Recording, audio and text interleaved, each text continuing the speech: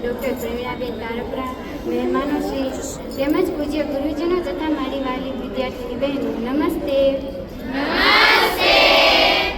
હું ધલવાણિયા સોનલ જીએસ તરીકે આજે ખૂબ જ ગર્વથી અને થોડી ઉદાસી સાથે મારો અભિપ્રાય વ્યક્ત કરી રહી છું. આજે આ શાળાની હવામાં એક અજીબ ગમગીની અને સાથે જ નવા સપનાઓની સુગંધ છે. મને હજુ પણ એ દિવસ યાદ છે, એ દિવસે જ્યારે હું ડરતા આ શાળાના પગથિયાં ચડી હતી અને આજે આ શાળા મારી ઓળખ બની ગઈ છે. શિક્ષકોએ માત્ર પુસ્તકો જ નથી ભણાવ્યા, પણ જીવન જીવવાની કળા શીખવી છે. મારા તોફાનોને સહન કરવા બદલ અને મને યોગ્ય માર્ગ બતાવવા બદલ હું તમારી ઋણી છું. ઘણીવાર મને તોફાનો કર્યા હશે કે શિસ્ત તોડી હશે, પણ અમારા આચાર્યશ્રી અને શિક્ષકોએ હંમેશા મોટા દિલ રાખીને મને માફ કરી છે અને સાચો રસ્તો બતાવ્યો છે. રિસેસનો એ ડંકો, પરીક્ષા પહેલાંનું એ ટેન્શન અને પરીક્ષાના મહોત્સવની એ ધમાલ, આ બધું હવે માત્ર યાદો બનીને આપણી સાથે રહેશે. આજે આપણે એકબીજાથી છૂટા નથી પડી રહ્યા, પણ અલગ અલગ દિશાઓમાં સફળતાના શિખરો સર કરવા જઈ રહ્યા છીએ. યાદોના પાના પર નામ લખતા રહેજો, યાદોના પાના પર નામ લખતા રહેજો, સમય મળે તો અમને પણ યાદ કરતા રહેજો. મારા માટે આ શાળા માત્ર 4 દિવાલોનું મકાન નથી, પણ એક સંસ્કાર ધામ છે. મેં અહીં આવ્યા પછી જોયું છે કે અહીં માત્ર અભ્યાસ જ નહીં, પણ વ્યક્તિના ચારિત્ર્યનું ઘડતર થાય છે અને મને ગર્વ થાય છે કે હું આ સંસ્થાનો એક ભાગ રહી છું. આંખોમાં આંસુ છે અને દિલમાં એક ભાર છે, આંખોમાં આંસુ છે અને દિલમાં એક ભાર છે. આજે ખબર પડી કે આ શાળા સાથે કેટલો લગાવ છે.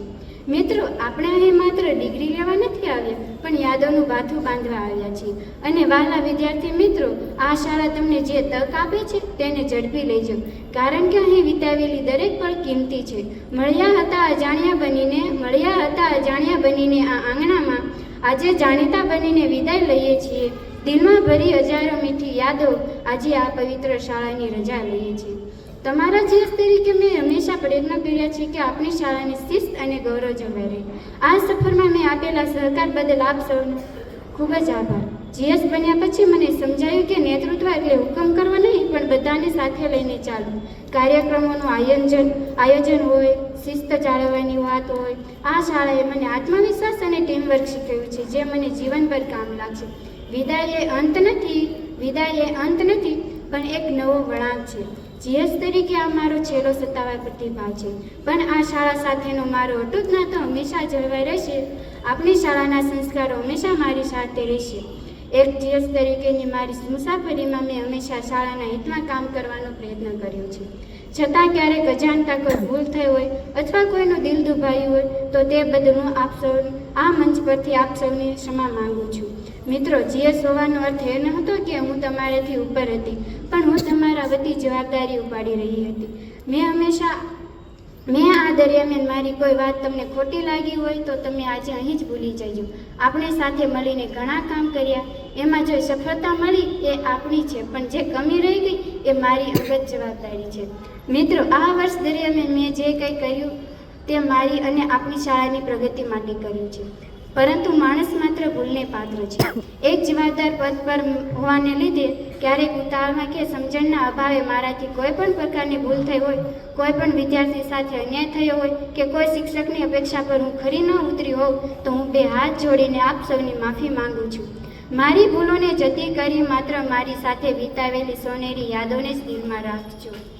આદરણીય આચાર્ય શ્રી ડૉક્ટર પ્રવીણાબેન તારપરા, આપે મારા પર ભરોસો મૂકી મને જીએસ જેવી મોટી જવાબદારી સોંપી, તે માટે હું આપની ખૂબ જ આભારી છું. પણ આ જવાબદારી નિભાવતી વખતે મારી નાનપણ કે અણસમજણના કારણે જો કોઈ પણ ભૂલ થઈ હોય અથવા આપના આદેશનું પાલન કરવામાં ક્યાંય કમી રહી ગઈ હોય તો હું આપની નમ્રતાપૂર્વક માફી માંગુ છું.